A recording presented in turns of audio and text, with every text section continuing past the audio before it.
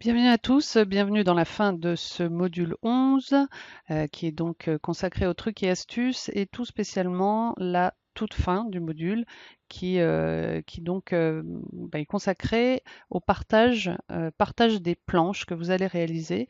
Je vais vous expliquer comment vous pouvez nettoyer vos planches avec un outil gratuit, un logiciel gratuit, pour les sublimer en fait, pour les rendre plus jolies afin de pouvoir les partager ensuite.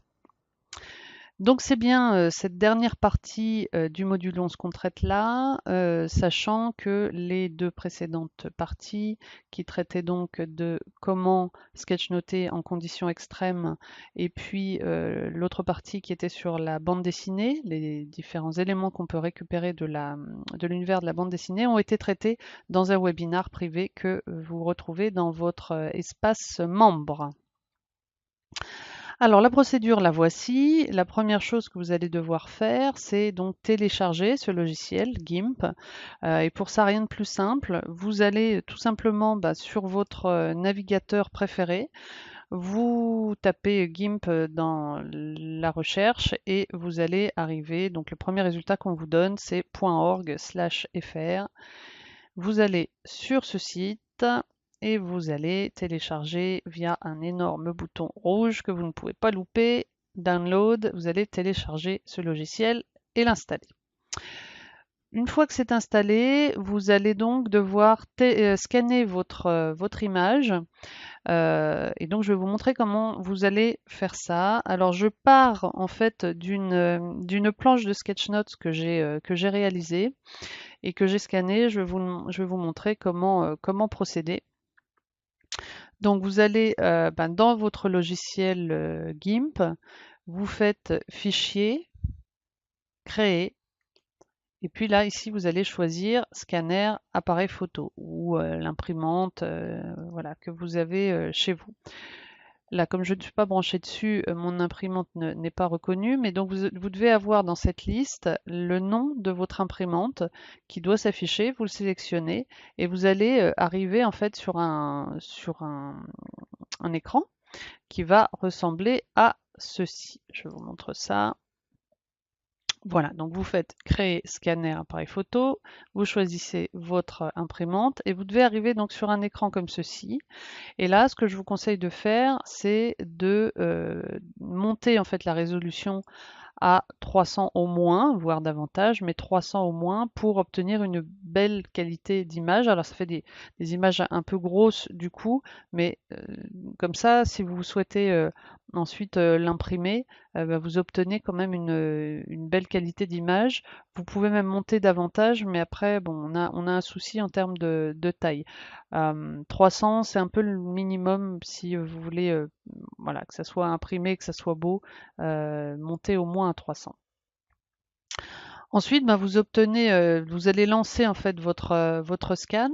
Alors sachez que vous pouvez demander à faire un aperçu du scan avant de lancer le scan à proprement parler. Moi, je ne le fais pas parce qu'il a tendance en fait naturellement à couper très court le scan, c'est-à-dire à prendre vraiment juste la place de l'image. Et moi, je préfère retravailler moi-même l'image enfin la découpe en fait de l'image directement dans le logiciel. Et je vais vous montrer comment je fais ça.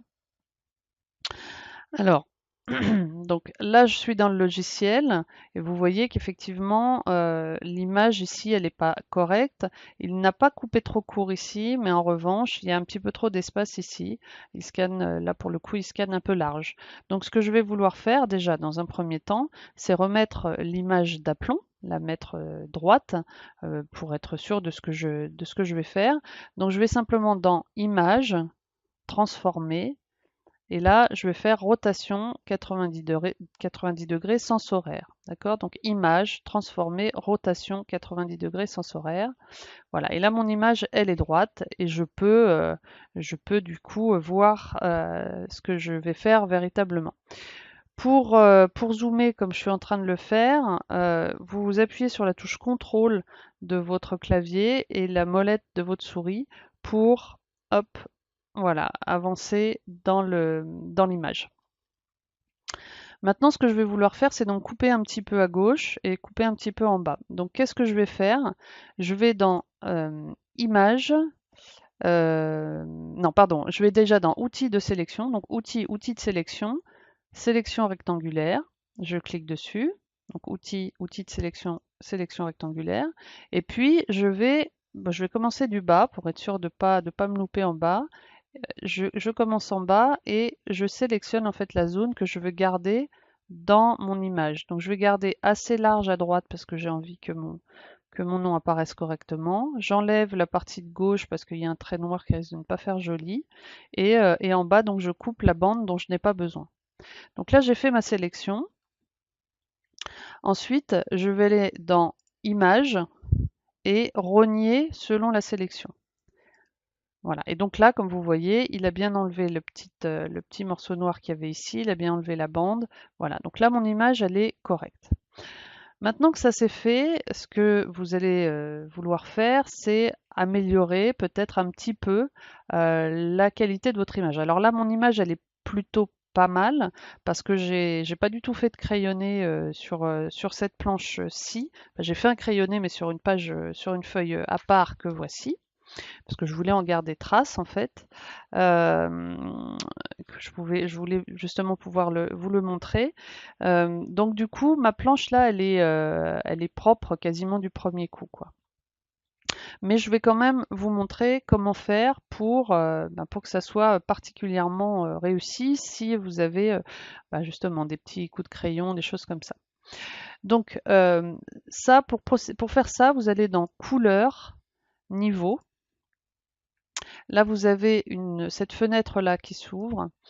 Et là, en fait, le principe, c'est d'aller indiquer au système où se trouve le point le plus noir de votre image pour que ça lui serve d'étalon. Donc, je vais cliquer ici sur cette petite pipette, pointer le point noir, je clique dessus et je vais aller chercher un point dont je sais qu'il est noir. Donc, par exemple, ici sur la chaise, je sais qu'il est noir, donc je clique. Voilà, et vous voyez qu'il y a un léger passage qui vient de se faire sur l'image parce qu'il a recalé dans les courbes en fait de niveau, il a recalé le point. Je vous le refais, peut-être que c'était pas forcément super clair. Voilà. Donc je clique et je vais aller chercher le point noir ici. Je vous demande de bien regarder l'image parce qu'effectivement il y a un léger voile qui s'enlève et qui fait que le noir est un peu plus clinquant. De même le rouge, vous remarquez peut-être qu'il est un peu plus soutenu. On va faire la même chose avec le blanc. Donc ici, pointer le point blanc, je clique sur ce bouton-ci et je vais aller chercher un endroit où je sais que c'est un point blanc. Donc je clique et voilà. Voilà, donc là vous avez vu une nouvelle passe de renettoyage aussi, où donc il pousse les blancs, il pousse les noirs de manière à obtenir quelque chose qui est plus, voilà, plus flashy, on va dire, hein. Voilà pour ça. Alors après, on peut jouer sur les niveaux de gris. Et ça peut être utile si vous avez des coups de crayon, par exemple, des coups de crayon de papier. Vous pouvez jouer sur les niveaux de gris pour nettoyer la page. Voilà. Et donc là, moi, ce que je peux faire, c'est pousser. Je vais voir jusqu'où je peux aller. Donc là, c'est un peu trop parce que du coup, le blanc n'est plus blanc. Et on voit mes coups de crayon. Ici, j'ai quelques coups de crayon qui sont plus très beaux là. Du coup, il n'y a plus beaucoup de contraste entre le noir et le gris. Donc, je rebaisse un peu. Ça me paraît encore trop gris foncé, alors que moi, mon crayon est quand même plus clair que ça. Enfin, mon feutre est quand même plus clair que ça. Donc voilà. Donc, je cherche. Après, là, c'est vraiment des questions de goût. J'ai pas de. Voilà, faut tester, voir ce qui vous convient bien, ce qui vous semble adéquat. Là, ça me semble plutôt pas trop mal, donc je pense que je vais laisser comme ça. Voilà, et donc vous n'oubliez pas surtout de cliquer sur valider parce que sinon il n'enregistre pas ce que vous faites. Donc voilà, donc vous cliquez sur valider. Là, les modifications que je viens de faire sont enregistrées. Et là maintenant, il me reste plus qu'à enregistrer mon image. Donc fichier, export as. Alors je vais faire d'abord un enregistrer sous, enregistrer le fichier dans le format donc vous allez enregistrer votre image dans le format natif, donc XCF, qui est le format de GIMP. Donc je vais l'appeler par exemple SN pour Sketchnote, et puis le nom donc sieste. Et je vais décider que je l'enregistre dans un premier temps simplement sur le bureau. J'enregistre dans le format. Ça, c'est la première chose. Et puis enfin, la dernière, c'est d'exporter. Donc, fichier export as. Et là, je vais aller donc lui indiquer d'exporter sur le bureau un fichier au format donc PNG me convient bien, mais vous pouvez choisir un autre format, PNG, GIF, JPEG si vous voulez. Voilà, et vous allez l'enregistrer sur le bureau. Voilà, et vous cliquez sur exporter. Voilà, donc votre image là, elle est faite, elle est enregistrée, elle est nettoyée, et puis les couleurs sont normalement les plus flashy possibles en fonction des paramètres que vous avez mis en œuvre. Voilà, bah écoutez, j'espère que tous ces éléments vous seront utiles, que ça vous permettra de réaliser des planches les plus chouettes possibles, les plus flashy. Et je vous dis à très bientôt. En tout cas, on se retrouve pour la toute fin de ce module. Je vous prépare une petite vidéo pour vous dire au revoir. Allez, à bientôt.